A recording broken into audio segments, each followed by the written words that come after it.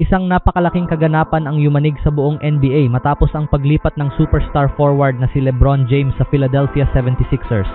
Dahil dito, nagmamadali ngayon ang iba't ibang koponan na maghanap ng panibagong superstar na maaari nilang makuha.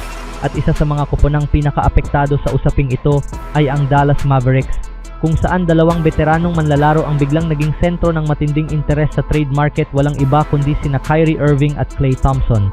Pero narito ang mas nakakagulat na detalye.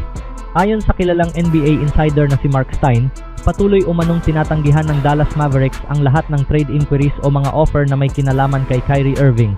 Ibig sabihin, sa kabila ng interes ng iba't ibang koponan, nananatiling matatag ang Dallas sa desisyong huwag pakawalan ang kanilang star point guard.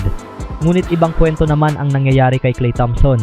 Sa parehong ulat, sinabi rin ni Mark Stein na ipinahihiwatig ng Dallas Mavericks na mas handa silang i-trade si Klay Thompson kaysa kay Kyrie Irving.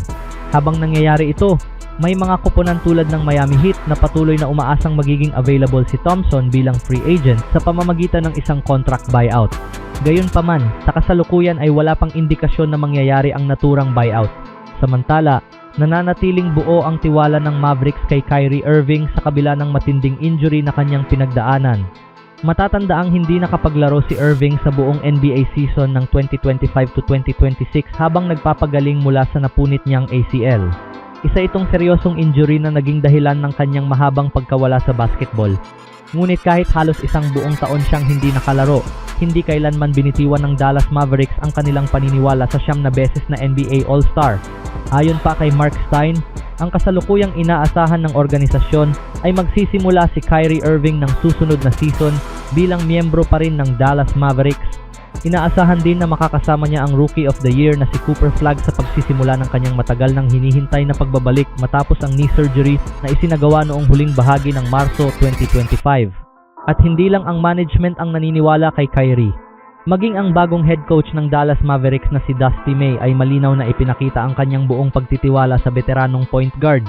Sa kanyang introductory press conference noong nakaraang buwan, sinabi niyang inaasahan niyang magiging napakahalaga ng presensya ni Kyrie Irving sa pamumuno sa isang batang koponan ng Mavericks.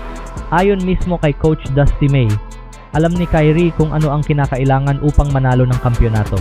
Bilang isang first-time NBA coach, marami akong aasahang gabay at liderato mula sa kanya sa iba't ibang aspeto ng laro. Malaki ang ipinapakita nitong kumpiyansa ng bagong head coach kay Irving, lalo na sa paghubog sa mga batang manlalaro ng Dallas. Ngunit pagdating kay Klay Thompson, ibang sitwasyon ang kanyang kinakaharap. May natitira pa siyang isang season sa kanyang orihinal na 3 taong kontrata sa Dallas Mavericks na may halagang $7.5 million. Ngunit sa edad na 36, kapansin-pansing bumaba ang kanyang naging produksyon noong nakaraang season. Dahil sa malinaw na direksyon ng Mavericks na bigyan ng mas maraming oportunidad ang kanilang mga batang manlalaro, inaasahang mababawasan ang playing time ni Thompson sa susunod na season. Dahil dito, mas nais ng Dallas Mavericks na makakuha ng mahahalagang assets kapalit ng isang trade kaysa tuluyang mawala si Thompson nang wala silang makuhang kapalit. Sa ibang balita naman, isang napakalaking sakripisyo ang ginawa ni LeBron James para lamang makasama ang Philadelphia 76ers. Ngunit ang mas nakakagulat, ang epekto ng kanyang pagdating ay maaaring mas malaki pa kaysa sa halaga ng kanyang kontrata at mangyayari ito bago pa man siya makalaro ng kahit isang opisyal na laban. Narito ang buong detalye.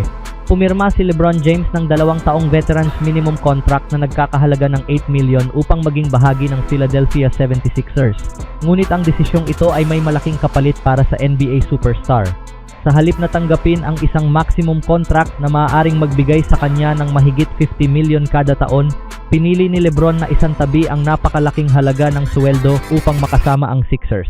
Ibig sabihin, binitawan ni LeBron ang $10 milyong na maaari sana niyang kitain.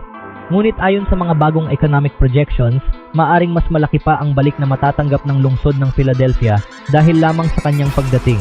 Ayon sa economic projections ng The Boyd Company, inaasahang makagagawa ang paglipat ni LeBron ng humigit kumulang $250 million hanggang $430 milyong na local economic activity sa kanyang unang season bilang miyembro ng Philadelphia 76ers. Ayon mismo sa ulat ng The Boyd Company, ang paglipat ni LeBron sa Philadelphia ay higit pa sa isang napakalaking sports story.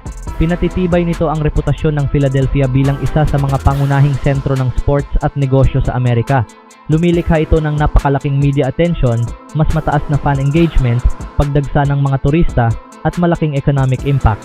Batid ng The Boyd Company na ang pinakamalalaking desisyon sa pagpili ng lokasyon maging ng Fortune 500 companies o mga superstar athletes ay kayang baguhin ang ekonomiya ng isang rehiyon at mapataas ang pambansang imahe ng isang lungsod.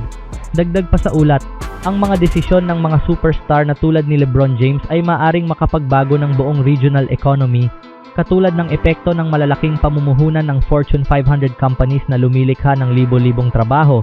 Ipinapakita lamang ito kung gaano kalaki ang halaga ni LeBron James, hindi lamang sa loob ng basketball court kundi maging sa ekonomiya ng isang lungsod. Bagamat babayaran lamang ng Philadelphia 76ers si LeBron ng mas mababa sa $4 million para sa season ng 2026 to 2027, inaasahang maaaring lumampas ng mahigit 100 beses ang magiging balik nito sa lokal na ekonomiya.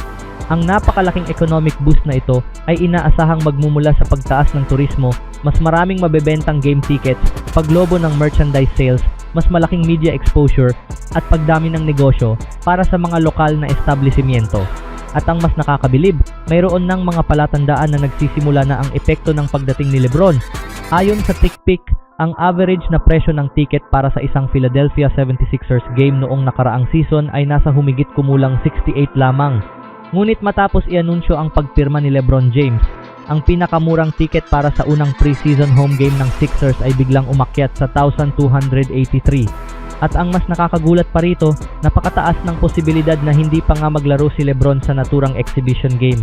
Gayunpaman, patuloy pa ring tumataas ang demand mula sa mga fans na gustong makita ang bagong mukha ng Sixers. Hindi lamang ticket sales ang naapektuhan. Malaki rin ang itinaas ng demand para sa Philadelphia 76ers merchandise.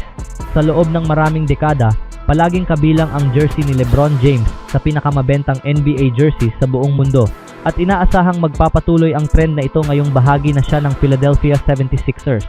Ngunit kung iisipin ninyo, hindi na bago ang ganitong klaseng epekto ni LeBron James. Noong bumalik siya sa Cleveland Cavaliers noong 2014, nakaranas ang buong organisasyon ng napakalaking economic boom. Ang tinatayang halaga ng franchise ay tumaas mula sa $515 million hanggang sa mahigit $1 billion. Kasabay nito, lumaki rin ng 45% ang taunang kita ng Cavaliers. Hindi rin nagpahuli ang merchandise sales. Ayon sa ulat, ang retail sales na pinangangasiwaan ng Fanatics ay biglang tumaas ng mahigit 700% matapos lamang i-anunsyo ang pagbabalik ni LeBron sa Cleveland. Bukod dito, tinatayang nakatanggap din ang lungsod ng Cleveland ng humigit kumulang $50 million na dagdag na economic activity mula sa turismo, hotel bookings, mga restaurant at iba pang kalapit na negosyo. Kaya naman kung magiging tama ang projections ng The Boyd Company, maaaring hindi lamang mabago ni LeBron James ang takbo ng kompetisyon sa Eastern Conference. Maaari rin siyang makapagdagdag ng hanggang $430 million sa lokal na ekonomiya ng Philadelphia. At kung mangyayari nga ito, ang 2 taong veterans minimum contract ni LeBron James ay maaaring maituring na pinakamagandang bargain sa kasaysayan ng NBA, hindi lamang dahil sa kanyang kontribusyon sa loob ng basketball court, kundi pati na rin sa napakalaking epekto niya sa ekonomiya ng isang buong lungsod. Ano sa tingin ninyo, NBA fans? Sulit ba ang naging desisyon ni LeBron James na isakripisyo ang napakalaking halaga ng kanyang sweldo para sa Philadelphia 76ers? At naniniwala ba kayong mas malaki pa ang maibibigay niyang benepisyo sa lungsod kaysa sa kanyang mismong kontrata? Ibahagi ang inyong opinion sa comment section at huwag kalimutang mag-like, mag-subscribe at i-hit ang notification bell para lagi kayong updated sa pinakamaiinit na balita sa mundo ng NBA.